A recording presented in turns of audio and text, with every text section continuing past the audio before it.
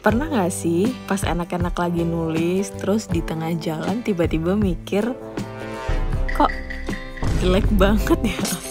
Tapi kalian tenang aja, di video ini aku bakal tunjukin step by step gimana sih caranya bikin tulisan berantakan jadi estetik meskipun kamu ngerasa nggak punya bakat seni sama sekali.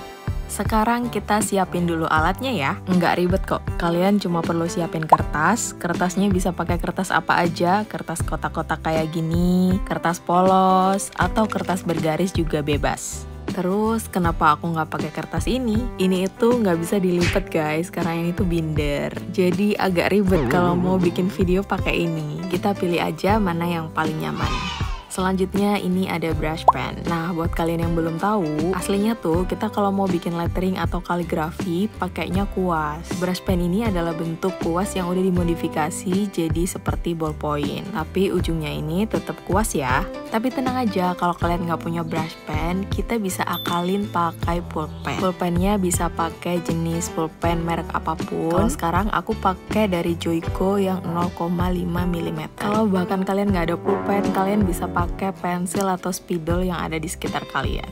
Kalau udah siap, sekarang kita langsung ke teknik dasarnya ya. Jadi dalam lettering itu ada dua jenis garis utama. Garis naik yang akan kita buat tipis dan garis turun yang akan kita tebalkan. Kalau yang kalian lihat sekarang, aku lagi bikin garis turun yang memang harus tebal. Nah, kalau garis naik ini memang sengaja harus tipis ya. Sekarang aku contohin pakai brush pen biar nanti kalian ada bayangan bedanya pakai brush pen sama pakai pulpen. Kalau pakai brush pen tadi kan kita bisa bikin garis tebal atau tipis dalam satu kali gores. Nah, si pulpen ini cuman bisa bikin satu macam garis doang, yaitu garis tipis. Untuk bikin garis tebalnya, tinggal kita tambahin aja satu garis di sisi sebelahnya. Terus kita warnain ruang kosongnya. Nah, teknik ini disebut kaligrafi palsu atau faux kaligrafi. Kenapa? Karena kita cuma niru efek tebal tipis dari brush pen, tapi tetap pakai pulpen biasa.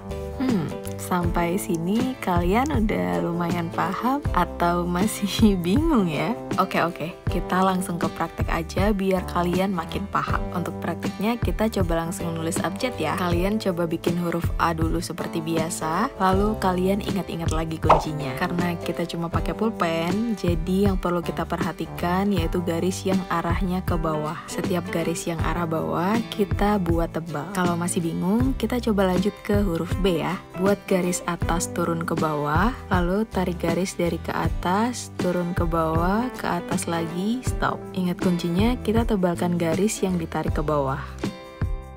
Garis yang naik kita biarin tipis, lalu kita tebelin garis yang turun. Kalau garis yang kita bikin kelihatan mencong-mencong atau nggak presisi, tinggal kita rapihin lagi aja. Kalau hal ini nanti terjadi lagi, garis-garis yang kita bikin masih sering goyang, itu nggak apa-apa banget. Karena dalam seni itu menurut aku nggak ada yang salah, tapi itu semua bagian dari proses untuk hasil karya yang lebih baik lagi. Pas aku lagi ngomong tadi, kalian merhatiin aku bikin huruf C kan? Kalau enggak, kalian putar ulang aja dan kita lanjut ke huruf D ya. Huruf D ini kayak huruf B kebalik. Jadi yang kita tebelin ini ada di bagian garis lengkungnya.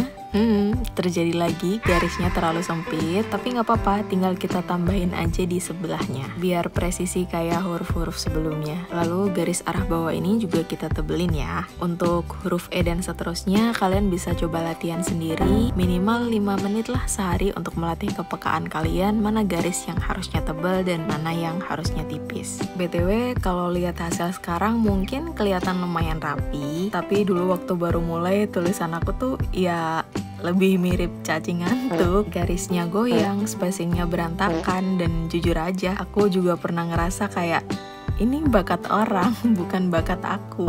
Tapi ternyata semakin sering aku coba, semakin paham tangan ini harus gerak kemana. Jadi kalau kalian ngerasa jelek di awal, itu bukan kegagalan ya, itu tanda kalau kita lagi belajar.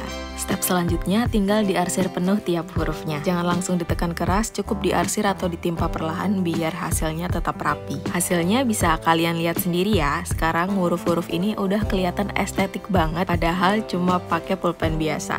Setelah bikin abjad satu-satu, sekarang kita coba langsung praktek. bikin satu kata ya. Kata hello yang paling atas ini aku tulis pakai brush pen, biar kalian ada perbandingan mana yang pakai brush pen dan mana yang pakai pulpen biasa. Pertama yang harus dibuat adalah huruf tegak bersambung. Kalian perhatiin cara aku nulis ya. Selesai bikin huruf L ini, aku jeda sebentar lalu lanjut ke huruf O. Jadi menulisnya nggak langsung selesai tanpa putus, tapi berhenti setelah selesai satu huruf, kasih jeda, terus lanjut ke huruf berikutnya. Sekarang saatnya kita balik lagi ke garis tebal dan tipis. Kalian masih ingat kan kuncinya? Garis yang ke bawah itu tebal dan garis yang ke atas itu tipis. Pokoknya semua garis yang arah ke bawah kalian tebelin ya. Pelan-pelan aja nggak apa-apa, jangan buru-buru. Nggak perlu nulis cepet-cepet kayak lagi nyatet di kelas. Justru dengan pelan-pelan kita bisa lebih fokus ke bentuk huruf dan tebal tipisnya.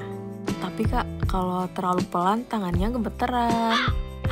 Itu nggak apa-apa banget ya guys. Justru itu tanda kalau kita lagi belajar ngontrol gerakan tangan. Dan makin sering latihan, gerakannya nanti bakalan makin halus. Jadi tarik napas dulu, pelan-pelan, dan nikmatin aja prosesnya. Setiap goresan yang kamu buat itu unik, dan hasil estetik itu datang dari kesabaran kalian.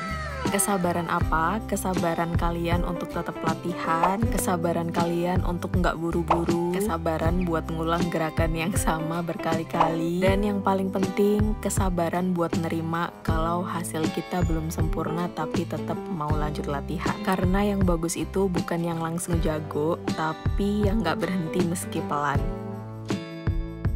Nah, kalau dilihat dari sini udah mulai kebentuk dan udah mulai kelihatan hasilnya ya. Kalau dibandingin yang atas sama yang bawah, hasilnya juga mirip-mirip aja kan, meskipun alat yang dipakai berbeda. Jadi kesimpulannya, kalau kalian nggak punya brush pen atau brush pen terlalu pricey buat kalian, kalian bisa pakai pulpen untuk bikin lettering atau kaligrafi.